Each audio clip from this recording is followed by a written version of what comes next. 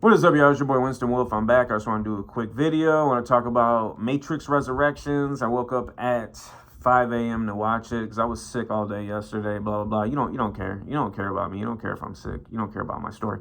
But somebody sent me a link to a German version of it about 3 days ago, and I just didn't want to watch it. I wanted to watch the regular HBO Max version. And I wish I could say it didn't disappoint, but it disappointed a little bit. And it wasn't the fault of the direction. It wasn't a fault of anything else except for them casting Neil Patrick Harris in it. Neil Patrick Harris tries his darndest to tear this movie down. I don't know whose idea it was to have him in it and to have him in it as much as he is, but it was a terrible idea. I hope we get a fan edit once they put out the whole trilogy and maybe streamline it a little bit. Because with the original trilogy, I remember seeing fan edits where they edit all three movies together, and it's maybe like a 3.5 hour long movie, but they cut out a lot of the stuff that people didn't like, that you just really didn't need to have the story move forward. And I hope they do that with this, because he is absolutely terrible. And he just doesn't play any character. Tell me, okay, I wanted to watch Gone Girl so bad because I heard about how great it was from everybody, and it's a David Fincher movie. And I think that's the first thing he did after Social Network too. So I really love Social Network, and I really wanted to watch it. But once I saw that Neil Patrick Harris was in it, I just couldn't do it. I just couldn't do it. His acting is hokey.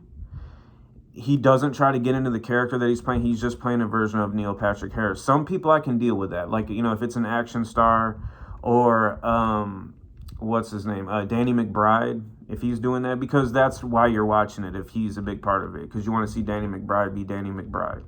Neil Patrick Harris, though, no. Neil Patrick Harris, you're no Danny McBride. You're terrible. He's a terrible actor. Go back and even watch Doogie Howser.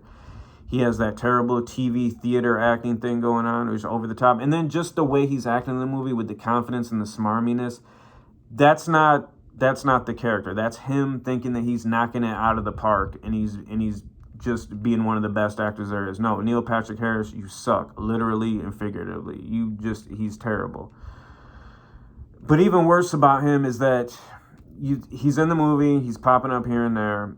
He's bringing every scene down that he's in. But then you get a long exposition scene with him because he's a part of the Matrix. And that almost made me stop the movie right there or fast forward it. And I didn't want to, because I wanted to catch the whole story. Of course, if somebody's giving you that much exposition, you need it in there. You need it to understand what's going to happen further on for the rest of the film. And it is a chore. It is a chore watching this man try to act. It is terrible. But then right after that, you get another long exposition scene with the Indian chick that's married to one of the Jonas brothers. And she's terrible. So those two scenes back to back, and just anything with Neil Patrick Harris in it, almost ruined this movie completely. I'm going to tell you right now, I'm never going to probably watch this movie all the way through. If I watch it again, I'll watch it again eventually. But if I watch it again, I'm fast forwarding past Neil Patrick Harris parts and the part with the Indian chick, because she's just terrible. She's awful. I don't know, what is she, like one of those singers that thinks she's an actor? I don't know, but she's awful. Here's what I'm saying nowadays, and I hate, because for years, okay, like look at old stuff from the 60s and 70s. They would have people like that, where they were actor, comedian, singer, all this kind of stuff. Yeah, it was cheesy and forced back then, but then we had a good period through, like, I don't know, the 70s, 80s, 90s. You would have people like that pop up here and there, like, oh my God, Chris Christopherson. Not a fan of his music or anything, but, he's a good singer, good actor. I don't have a problem with things like that. That's fine. But nowadays, it's like they just think anybody that makes, a hit single, automatically they can be an actor. They can be a writer. They can do. No, that's not for everybody. Stop with that. I'm tired of it because it takes a lot of good actors, trained actors, quality actors out of the game, just because they want to make a quick buck instead of making a product that is actually worthy of watching or spending your the little time that you have, if you actually have a job. And I'm talking about, I'm going to go on a little side rant here. And when I say people that actually have a job, I'm talking about people that actually produce for society, not you losers that are sitting there still trying to collect unemployment, not wanting to go get a job. Get up off your ass. Straight up. You're a disgrace. So those two things the Indian broad and Neil Patrick Harris, but mostly Neil Patrick Harris. If they had a good actor in there and it was just the Indian broad, that would be fine. I could overlook that. But just the Neil Patrick Harris, that's just, it's so terrible. If you haven't watched already, when you watch it, you'll see what I'm talking about. It's just, he just makes no effort to play the character. If he is making an effort to try to play the character and not be himself, that just proves even more how terrible of an actor he is. But I mean, and one of the things I really love is them bringing back Carrie-Anne Moss and letting her get the shine in this movie. Because, you know, just, it's always been a thing with Hollywood. The men, they can age gracefully. They can be, I mean, look at Liam Neeson, what, he's 80 years old, still doing action movies. You know, but with the women, as soon as they hit that mid-30s point, unless they've already established themselves and they have a huge, huge fan base, Hollywood really doesn't want to deal with them. They don't want to do anything with them. They want to recast, whatever. But Carrie-Anne Moss, they gave her a lot of stuff in here to do. She steals the show. And she's in this one, you know, not to spoil anything, but I will. She's pretty much the one in this one.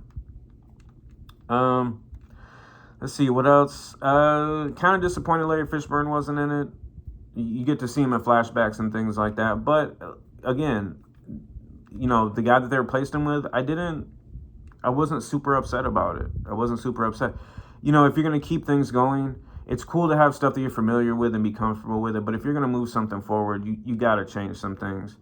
And as much as you might not like it, it has to be done, or else all you're doing is just going back to the well and just rehashing stuff, and nobody wants that. So I didn't have a problem with the new Morpheus.